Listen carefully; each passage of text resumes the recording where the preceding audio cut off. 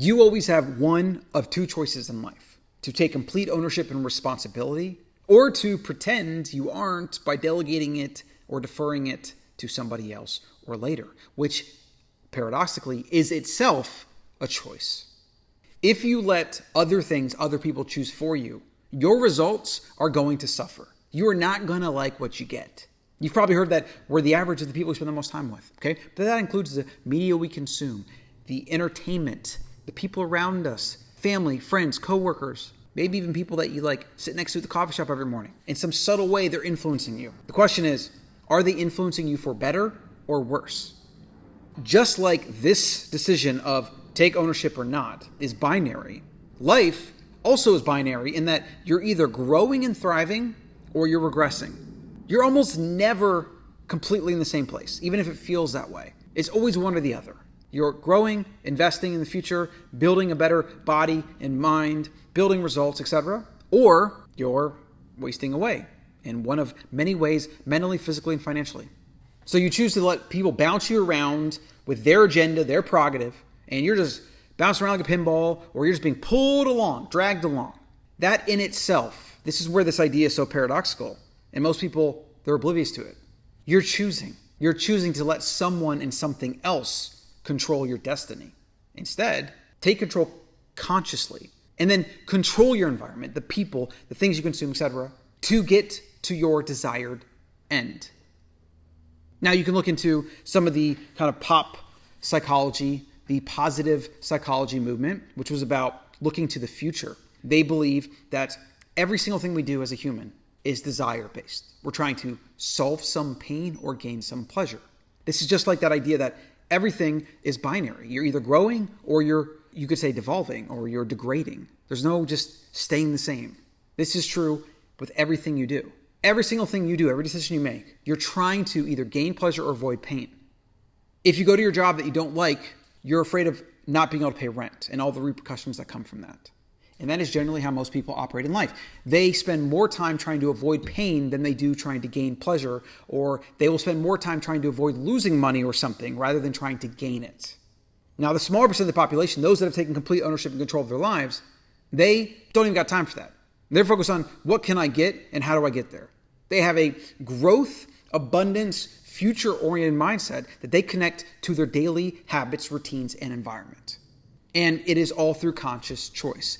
Now, how we're the same, those that try to avoid pain and those that try to gain pleasure and security and other things like that, how we're the same is that it's all our choice. We either choose to take certain actions, or we choose, but we pretend we're not choosing because we let somebody else choose. We go with the flow. We do what's easier, seemingly easier in the moment. That phrase, hard choices, easy life, easy choices, hard life. What that means is that you make easy choices now, your life is going to be hard and harder over time because you're not investing, you're not thinking about your future, you're not thinking about what if I eat now, what I do now, how I spend now, whether I invest, whether I don't, and you're not thinking about how that's going to affect you in 3, 6, 9, 10, 12 years, etc. If you make hard decisions now, if you do hard things, if you go outside and exercise when you don't want to exercise, if you do that work that you have resistance to, but you know it's going to get you to that next level, if you're investing into your skills to mastery, to doing hard things, well, your future is going to be easier because you're going to have way more abundance. Now, I'm strongly influenced by the Stoics because I think the Stoics identified what is a core central fact of human existence. And it is this: every person, you, me, individually choose everything in our life. And since we choose, and only we can choose, I can't choose for you, you can't choose for me. Because even if you choose for me, and I allow that, I've chosen to let you choose for me, it always comes back to you, the individual.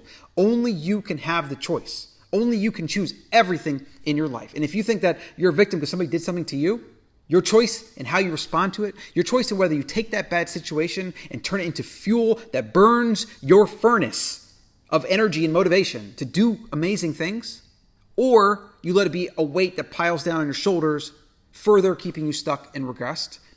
Choice. There's no difference. Those that have bad things happen to them, and I promise you, it happens to all of us. We all have our own trials and tribulations. You choose to do something with it and make a better future, or you let it make your future worse. It's just a choice. Now, the Stoics here identify this 2,000 plus years ago, which is why I'm going to go back to them. Go to the source. They figured it out a long time ago. Let's see what they have to say. Marcus Aurelius said, "You have power over your mind, not outside events. Realize this and you will find strength." Epictetus, one of my favorites. "We cannot choose our external circumstances, but we can always choose how we respond to them." Now, I would become a little bit more forceful in that quote. Only we can choose how we respond to them. It is entirely us. It's our responsibility. It's our prerogative, and we will never escape it. You will never escape choice. You have to choose how you respond, and you will never escape it for as long as you try. Because to pretend to escape it by saying you can choose or I'm not going to choose at all, that itself is a choice. Again, from my boy Epictetus, it's not what happens to you, but how you react to it that matters. That's the fundamental idea here. So get ruthless with your decision. Make it binary. It's very simple. It's always your choice. How am I going to respond?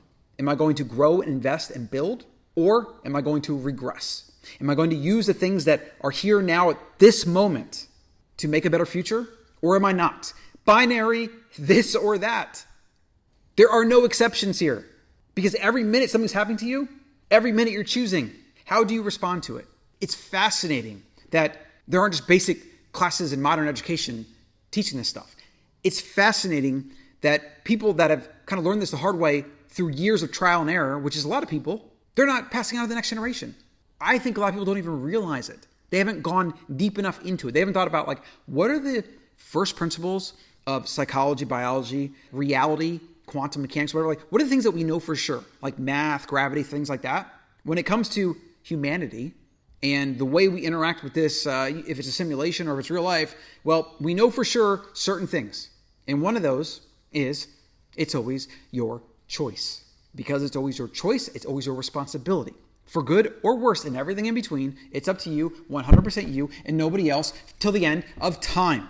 The only question there is, what are you going to do with that information?